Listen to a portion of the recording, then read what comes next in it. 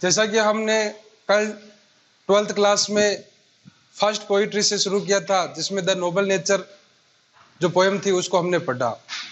आज का जो हमारा वीडियो है वो सेकंड नंबर की पोएट्री ए बॉयज सॉन्ग के ऊपर है, एक बालक का गीत। इसके जो कवि है वो है विल्फ्रेड विल्सन गिब्सन, जिनका काल रहा है 1878 से लगाकर 1962, 1872 से 1962 तक इनका काल रहा। दोस्तों, ये जो पोयम है विशेष रूप से ये एक स्वतंत्रता की बात करती है कि जिस प्रकार से हम जो मनुष्य जो प्राणी है, हम जिस प्रकार से स्वतंत्र रहना पसंद करते हैं, हम अपने जीवन में किसी की भी दखल अंदाजी पसंद नहीं करते, उसी प्रकार से जो जानवर होते हैं, जो पक्षी जो होते हैं, वो भी एक जीव होते हैं और वो भी अपने आप में स्वतंत्रता का हक रखते हैं, वो स्वतंत्रता चाहते हैं। लेकिन हमारे में से बहुत सारे ऐसे महापुरुष है जो उन पक्षियों को, उन जानवरों को पिंजरों में कैद करके रखते और उसमें प्रसन्नता महसूस करते। इसी चीज को समझाने के लिए जो ये विल्फ्रेड विल्सन गिब्सन जो है वो आपको एक तरीके से समझाना चाहते हैं कि हम प्रसन्नता आसमान में खुलकर उड़ने वाले पक्षियों को देखकर भी ले सकते हैं, जंगल में विचरण करने वाले जो जानवर होते हैं, खुलकर जो विचरण करते हैं, उनको देखकर भी हमें प्रसन्नता हो सकती है। जरूरी नहीं कि अपनी प्रसन्नता के लिए हमें उनको किसी पिंजरे में कैद करना चाहिए। तो दोस्तों, आइए देखते हैं पोयम के बारे में। जो कवि है विल्फ्रेड विल्सन गिब्सन, ये कहते हैं कि because I set no snare, कि क्योंकि आई सेट नो स्नेयर, मैं किसी भी प्रकार का जाल नहीं बिछाता हूं, मैं किसी भी प्रकार की नेट नहीं डालता हूं, जाल नहीं डालता हूं। But leave them flying free, बल्कि उनको लीव यानी छोड़ता हूं, देम यानी देम का मतलब यहाँ पर कौन फ्लाई कौन करते हैं, बर्ड्स, तो यहाँ पर देम का मतलब है birds. But leave them flying free, बल्कि उनको मैं फ्लाइंग यानी उड़ने के लिए, फ्री यानी स्वतंत्र छोड़ता हूं। कवि कह रहा है कि because I set no snare, क्योंकि मैं किसी प्रकार का जाल नहीं बिछाता हूं। But leave them flying free, बल्कि उनको मैं स्वतंत्र उड़ने के लिए छोड़ता हूं। All the birds of the air, फिर आगे वो कहता है इसी कारण से संसार के जितने भी पक्षी है बिलोंग टू मी, उन पर मेरा पोजीशन, उन पर मेरा अधिकार, वो मेरे से संबंधित है। मतलब कि कवि जो है पक्षियों को खुला छोड़कर उनको आसमान में स्वतंत्र उड़ने पर ही प्रसन्नता महसूस करता है, उन पर अपना अधिकार बताता है। From the blue tit on the slow, blue tit जो होती है एक छोटी सी चिड़िया है, तो फ्रॉम द ब्लू टिट एक छोटी सी चिड़िया से लगाकर ऑन द स्लो, स्लो का मतलब होता है बेर की जाड़िया, जो जाड़ी होती है उसका, बेर की जाड़ी। From the blue tit on the slow मतलब कि एक बेर की छोटी सी जाड़ी में रहने वाली छोटी सी चिड़िया से लगाकर to the eagle on the height, आसमान में बहुत ऊंचाई पर उड़ने वाले ईगल यानी बाज जो पक्षी होता है वहां तक, अनकेज्ड स्वतंत्र मतलब बिना पिंजरे के, दे कम एंड गो वे आते हैं और जाते हैं, फॉर माई डिलाइट, और इसी में मुझे प्रसन्नता महसूस होती है।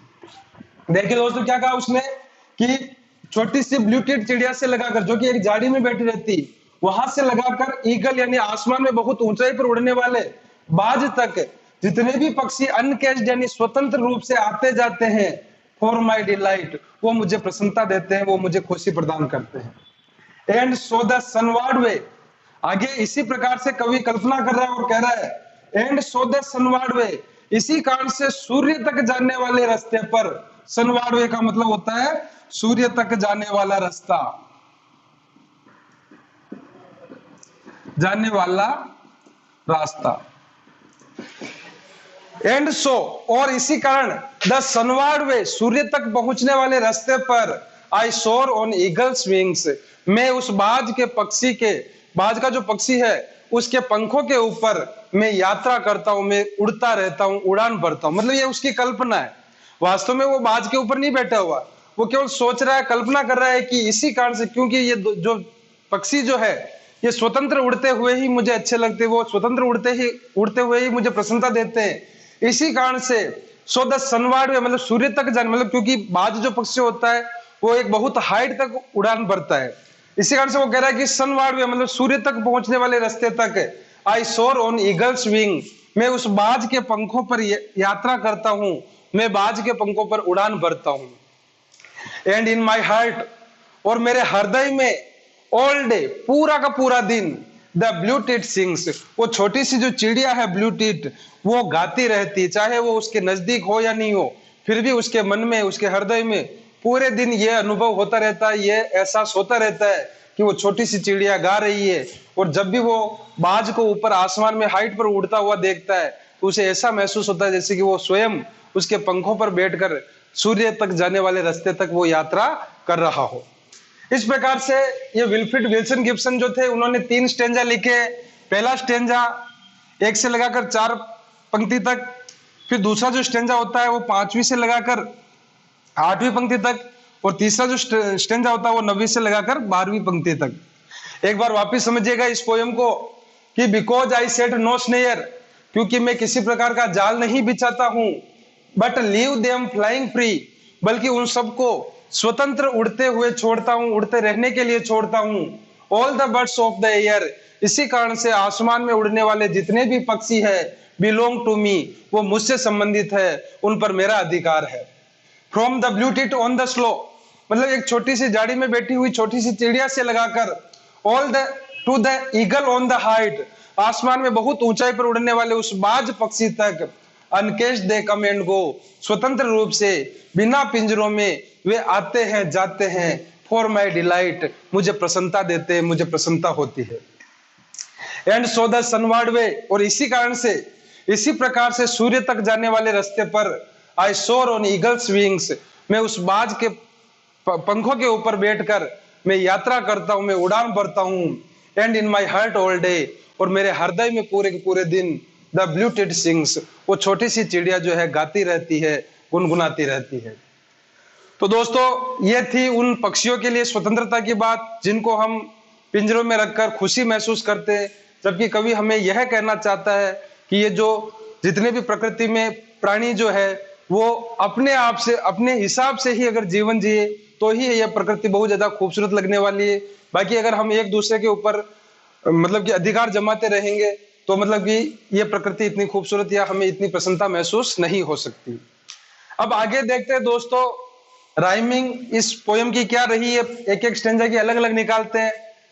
तो सबसे पहले कल मैंने बताया था कि सबसे पहले हम देखेंगे कि प्रथम लाइन का जो अंतिम अक्षर वो क्या ध्वनि दे रहा, स्नेयर, इसको हमें एक नाम देना है और हम इसको नाम दे देंगे ए।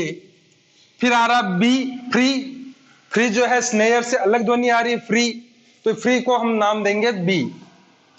इसी प्रकार से आगे आ रहा एयर, स्नेयर, एयर सेम ध्वनि ए, और मी, फ्री दोनों ही सेम है तो बी। तो ये प्रथम स्टेंजा की जो राइम स्कीम हो गई वो हो गई ए बी ए बी। इसी प्रकार से दूसरे स्टेंजा की भी यही रहेगी, तीसरे स्टेंजा की भी यही, स्लो ए, हाइट बी, गो ए, डिलाइट बी। दूसरे की भी हो गई आपके ए बी ए बी। तीसरा स्टेंजा वे, इसको नाम दे देंगे हम ए, विंग्स बी, डे वे सेम है ए, और सिंग्स बी, इसका भी हो गया ए बी ए बी। तो दोस्तों अपने को राइम स्कीम निकालते समय यह ध्यान रखना कि अगर एक स्टेंजा की पूछी जाती है तो राइम स्कीम होगी ए बी, और अगर हमें इन 8 लाइन की राइम स्कीम पूछी जा रही है फिर यहां पर हम ए नाम नहीं देंगे, फिर हम अगला अक्षर देंगे सी, और यहां पर आगे हो जाएगी सी डी। तो अब 8वीं पंक्ति की राइम स्कीम क्या होगी, ए बी सी डी। और अगर आगे की 4 और पूछता है तो फिर हो जाएगी A B C D E F. इस प्रकार से राइमिंग स्कीम होती है। और अगर किसी एक स्टेंजा की विशेष राइमिंग स्कीम पूछी जाती है तब हम उसकी राइम स्कीम बताएंगे ए बी। तो दोस्तों आगे हम बात कर लेते हैं इस कविता को लिखने वाले कवि के बारे में। अब अबाउट द पोइट जो है, मतलब इस कविता को लिखने वाले कवि का नाम जो है Wilfred Wilson Gibson, was born at Hexham in England, England के हेक्सम नामक जगह पर वो पैदा हुए इन 1878। कब पैदा हुए, 1878 ईस्वी के अंदर। The poem a boy song appeared in his first verse, मतलब ये जो कविता है ए बॉय सॉन्ग, ये उनके प्रथम पद्य, वर्ष का मतलब होता है पद्य, संग्रह जो होता है वहां ये इसको लिखा गया, कॉल्ड माउंटेन कवर, जिसका नाम था माउंटेन कवर, इस पद्य से यह कविता ली गई है। ब्रोट आउट इन 16 जो कि 19 जो कि 1902 के अंदर प्रकाशित हुआ। गिब्सन डाइड इन 1962 और गिब्सन की मृत्यु जो हो जाती है 1962 के अंदर इनकी मृत्यु हो गई। तो दोस्तों आगे हम अबाउट द पोएम यानी पोएम की जानकारी और पोएम के बारे में क्या कहता है कवि उसके बारे में समझ लेते हैं। The poem is about nature's precious gift. यह जो कविता है यह प्रकृति की एक मूल्यवान उपहार, प्रीशियस गिफ्ट मतलब एक मूल्यवान उपहार के बारे में है। ऑफ फ्रीडम, जो किसका है? फ्रीडम यानी स्वतंत्रता का है।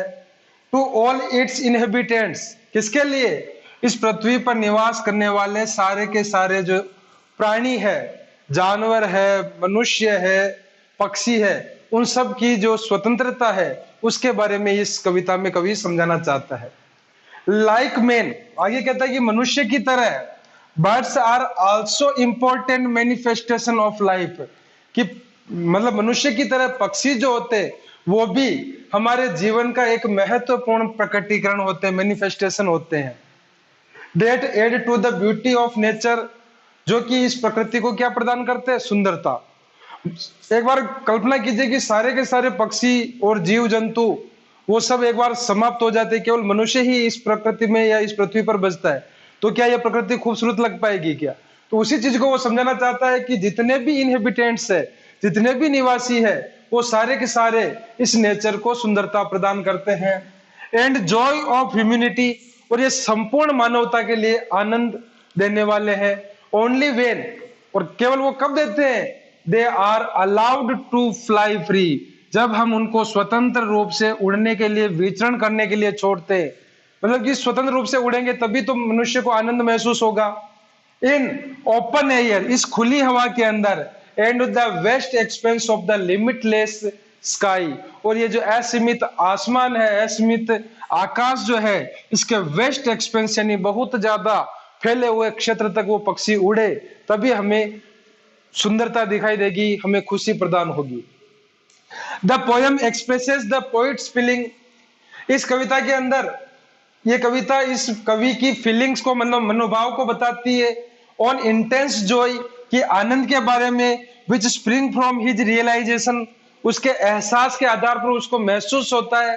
दैट ऑल बर्ड्स अनकेज्ड, कि सारे के सारे पक्षी अनकेज्ड है यानी स्वतंत्र हैं। एंड फ्री टू फ्लाई, उड़ने के लिए स्वतंत्र है। फ्रॉम प्लेस टू प्लेस, मतलब एक जगह से दूसरी जगह पर। From green trees to bright skies, इन हरे भरे पेड़ पौधों से लगाकर ब्राइट स्काई यानी उस चमकीले आसमान तक। बिलोंग टू हिम, जितने भी उड़ने वाले पक्षी है वो सब इस कवि से संबंधित है, इस कवि पर उनका मतलब उन पक्षियों पर इन कवि का अधिकार है। Because he does not set traps, क्यों अधिकार मानता है? क्योंकि वो किसी भी पक्षी के लिए किसी प्रकार का जाल नहीं बिछाता है। एंड केज देम, और उनको वो पिंजरे में डालकर खुशी महसूस नहीं करता है।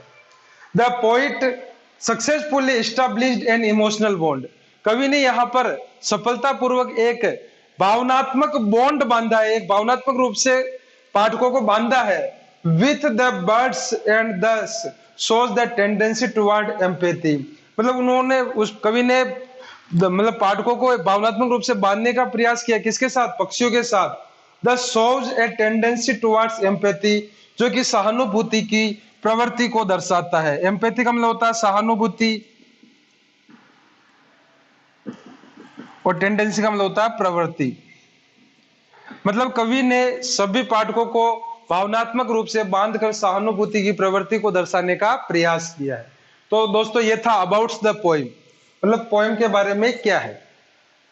तो दोस्तों आगे अबाउट द पोएम के बाद हम इस पोएम की ग्लोसरी के बारे में बात कर लेते हैं। कठिन शब्द जो होते हैं उनको समझ लेते हैं। पहला शब्द ब्लू टिट, कोष्टक में लिखा है एन, एन का मतलब होता है नाउन। ब्लू टिट क्या है? तो a type of small common bird, एक छोटा सा तथा सामान्य पक्षी होता है, उसको ब्लू टिट मतलब उसका नाम है। स्लो नाउन है ये भी। ए स्मॉल, एक छोटी सी, ब्लूइश ब्लैक मतलब कि भूरे रंग की और काले रंग की। वाइल्ड पल्म, वाइल्ड पल्म का मतलब होता है प्लम, मतलब कि एक जंगली झाड़ी है। डिलाइट पता ही आपको, जॉय या प्लीजर, आनंद या खुशी। सनवार्ड एक एडजेक्टिव की तरह काम करता है। टुवार्ड्स द सन मतलब सूर्य की तरफ जाने वाला रास्ता जो बताया था ना, टुवार्ड्स द सन सूर्य की तरफ। सोर एक वर्ब है, टू राइज मतलब उठना, and fly high in the sky और आसमान में बहुत ऊंचाई पर उड़ान भरना, उसका मतलब होता है सोर। तो दोस्तों ये थी पोयम, और अब हम अगले पार्ट के अंदर हम इसके पोयम से आने वाले क्वेश्चन आंसर तथा इसकी थीम जो है उसके बारे में चर्चा करेंगे। तब तक के लिए धन्यवाद।